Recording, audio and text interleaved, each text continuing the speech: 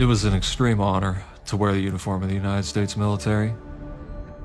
I was very proud to wear the colors on my sleeve, to have the flag sewn on my shoulder.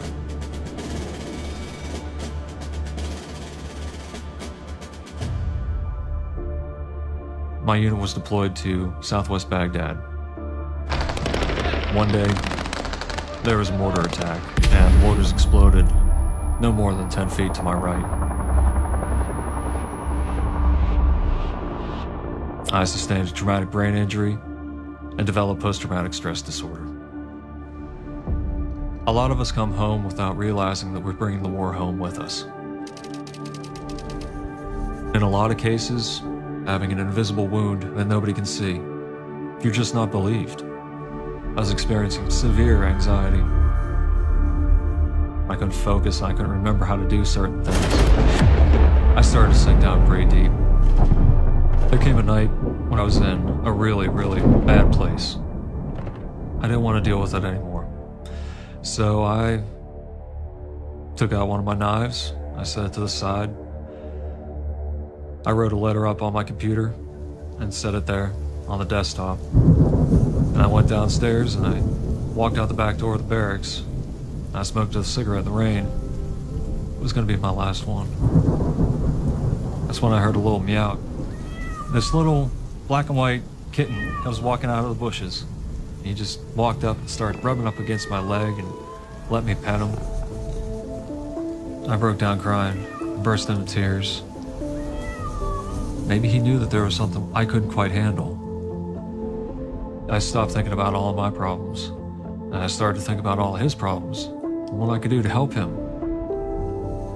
Every day I went outside with a packet of tuna and a paper plate. He ate his food and hopped up on my lap. After a little while, he recognized my voice. I just had to walk out and I started calling him. This cat gave me something to look forward to every day. He didn't see anything wrong with me. He didn't see any sort of flaws or any imperfections. It felt safe. One day I got back after working.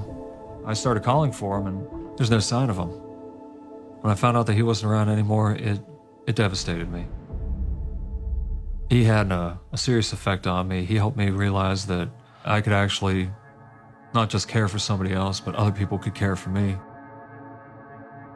I started dating a girl named Becky I knew from high school. A few months later, we saw an adopt-a-thon going on.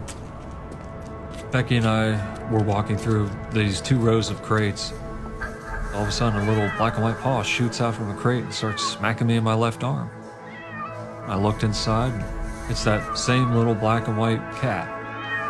I opened up that cage and I pulled him out and I held him tight. So we signed the paperwork right then and there, and I named him Scout.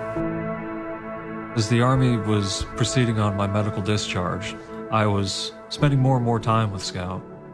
He's becoming much more of an integral part of my life. My girlfriend Becky was still living in Pittsburgh. Being that Pittsburgh was our hometown for both of us, it was not much of a decision to move back home. About a year later, we were married. After I moved in with Becky and her 3 cats, it was a big happy family. It was a lot of fun, and Scott was there the whole time. He made me want to better myself. I got out on my bike more often. I stayed in pretty good shape.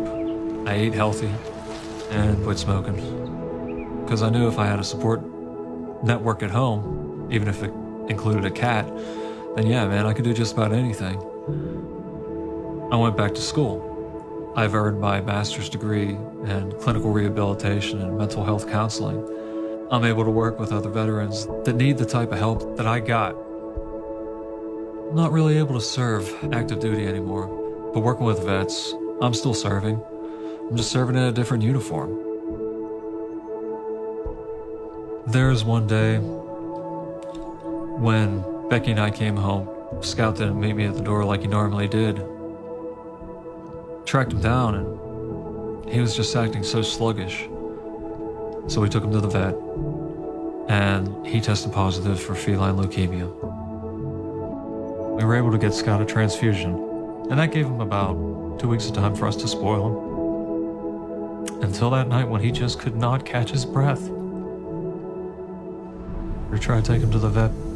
I sat in the back seat with him, and before we even made it across the bridge, he passed away in my arms. It hurt so much. Even before he was my cat, before he even knew me that well, he saved my life. He put me on a different path. He gave me the confidence to try to come back from all the adversity that I was feeling. I don't go a single day without thinking about him. I think about all the stuff that he has afforded me the chance to do. That little kitten helped me realize that I wasn't just a sack of damaged goods.